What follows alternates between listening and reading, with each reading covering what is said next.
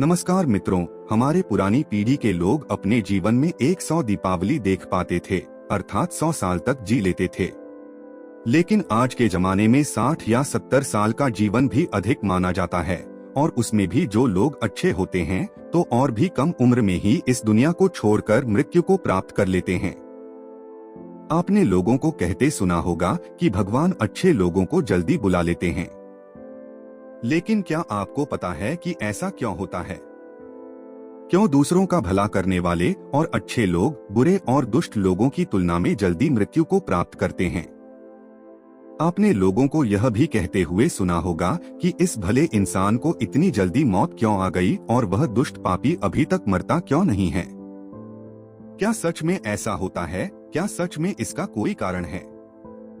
अनेक ग्रंथों में इसके बारे में बताया गया है। आज की इसमें हम इन्हीं आधारों के माध्यम से इस प्रश्न का उत्तर ढूंढने की कोशिश करेंगे। उससे पहले आप इस वीडियो को अपने दोस्तों को जरूर शेयर करें, क्योंकि ज्ञान और खुशियां बांटने से ही बढ़ती हैं। तो चलिए वीडियो शुरू करते हैं। जातस्य ही ध्रुवो मृत्युः, गीता में भगवान कहते हैं कि जिस व्यक्ति ने जन्म लिया है उसका मृत्यु अवश्य ही होगा। और हमारे सनातन धर्म में माना जाता है कि किसी व्यक्ति के जन्म से पहले ही यह तय हो जाता है कि उसका जन्म कहाँ होगा, उसके माता पिता कौन होंगे, उसका विवाह किसके साथ होगा। यहाँ तक कि ये भी तय होता है कि उसकी मृत्यु कहाँ और कब होगी।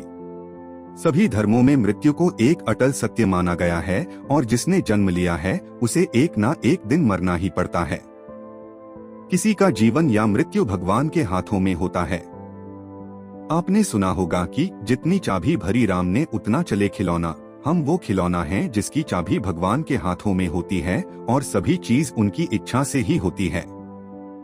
हिंदू धर्म में मान्यता है कि भगवान हर अच्छे मनुष्य को किसी न किसी उद्देश्य के साथ ही इस मृत्युलोक में भेजते हैं। जब वो उद्देश्य जल्दी पूरे हो जाते हैं तब भगवान उन्हें वापस बुला लेते हैं। अर्थात अच्छे लोगों की मृत्यु भी उनके अच्छे कर्मों पर ही निर्भर करती है। कलयुग के लक्षण में भी बताया गया है कि इस युग में पापी अधिक वर्ष तक जिएंगे और पुण्यात्मा जल्दी इस लोक को त्याग कर देंगे। इसके अलावा आपको ये भी बता दूं कि जो लोग ये कहते हैं कि मरने के बाद इंसान खाली हाथ जाता है, उन्हें यह जान लेना चाहिए कि 3 चीजें ऐसी हैं जो मरने के बाद भी उसके साथ जाती हैं। एक है संचित कर्म, दूसरा है स्मृति और तीसरी है जागृति। इसीलिए आप अब किसी से ये मत कहना कि आप खाली हाथ आए थे और खाली हाथ जाएंगे। हमें कई बार लगता है कि कुछ भले लोग या हमारे परिजन थे जो भले थे, कभी किसी का बुरा नहीं किया था, कभी किसी को सताया नहीं था, फिर भी भगवान ने उनको अपने पास इतनी जल्दी क्यों बुला लिया। उन्हें तो अच्छे कामों के बदले में ज्यादा जीना चाहिए था, तो भगवान ने ऐसा क्यों किया? तो आइए इस बात को समझते हैं। आपने कई प्राचीन कथाओं में सुना होगा कि जब कोई ऋषि मुनि या भगवान किसी अप्सरा या देवता पर क्रोधित होते थे तो उसे सजा के तौर पर पृथ्वीलोक यानी मृत्यु लोक में जन्म लेने का श्राप देते थे। ये मृत्यु लोक दूसरे लोगों की तुलना में ऐसी भयानक और दुखदायक जगह है जहाँ सजा के तौर पर देवताओं और अप्सराओं को भेजा जाता था, और सजा मिलने पर वो देवता और अप्सरा गिड़गिड़ाते थे कि हे प्रभु, हमसे गलती हो गई, हमें माफ करें और हमारी सजा कम करें। यह मृत्यु लोक समस्त ब्रह्मांड में ना तो अच्छी जगह है और ना ही बुरी जगह है। आप इसे कर्मभूमि भी कह सकते हैं, और कर्मों के हिसाब से ही आपकी आगे की यात्रा तय होती है। जब हम जन्म लेकर यहाँ आते हैं तो हमें इस मृत्युलोक की माया जाल और मोह माया घेर लेती है, और हमें यह मृत्युलोक अच्छा लगने लगता है। हमें इस मृत्युलोक और यहाँ रहने वाले लोगों से मोह हो जाता है। हम इस मृत्युलोक को छोड़कर नहीं जाना चाहते हैं, और हमारा कोई साथी इस लोक को छोड़कर चला जाता है तो भी हमें दुख होता है। जब किसी इंसान की मौत होती है तो वह जीवात्मा यमराज के वहां जाती है, और वहां उसके कर्मों का लेखा जोखा होता है। उसमें देखा जाता है कि उस जीवात्मा ने अच्छे कर्म किए हैं या बुरे कर्म किए हैं। अगर किसी जीवात्मा ने मृत्यु लोक में बहुत बुरे कर्म किए हैं, बहुत ज्यादा लोगों को सताया है, लूटा है, दुख पहुंचाया है, तो उसे दूसरे जन्म में उन सभी के साथ हिसाब चुकता करना पड़ता है, और उसी कारण उस जीवात्मा को लंबा जीवन काल मिलता है। यदि जीवात्मा ने अच्छे कर्म किए हैं तो उसे अगले जन्म में कम सांसें दी जाती है।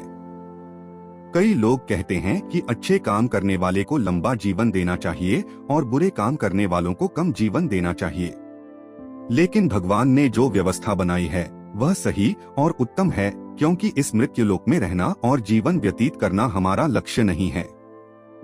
हम जीवात्माओं का अंतिम लक्ष्य तो परम पवित्र बनकर मोक्ष प्राप्त करना है और परमेश्वर का सानिध्य प्राप्त करना है।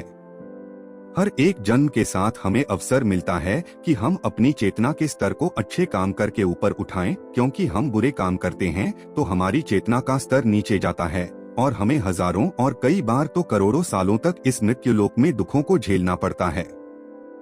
कहा जाता है कि एक जीवात्मा को 84 लाख बार इस संसार सागर के चक्कर काटने पड़ते हैं, तब जाकर उसे मोक्ष मिलता है। लेकिन जो जीवात्मा अच्छे हैं, भले काम करते हैं, वह जीवात्मा जल्द से जल्द शुद्धता प्राप्त कर लें और कुछ ही जन्मों में के बाद मोक्ष प्राप्त कर लेते हैं।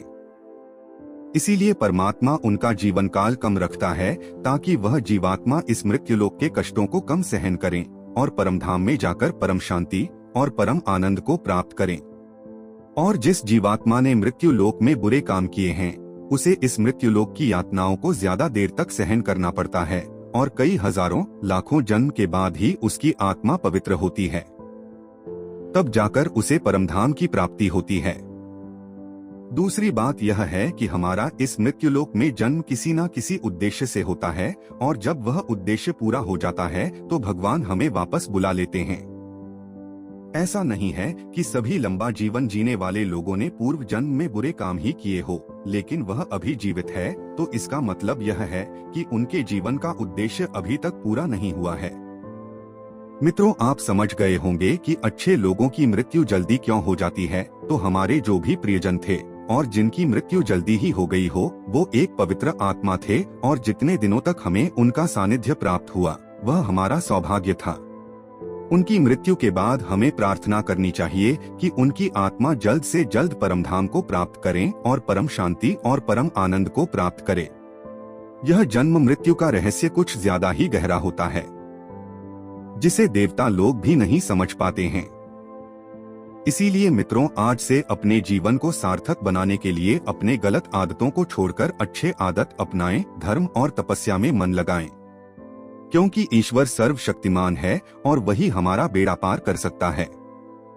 तो मित्रों, आज की यह वीडियो आपको पसंद आई है तो वीडियो को शेयर जरूर करें, क्योंकि हमारा मकसद भी हमारे धर्म का प्रचार करना ही है। इसलिए 5 लोगों तक यह वीडियो जरूर पहुंचाएं। मिलते हैं अगले वीडियो में, तब तक के लिए नमस्कार।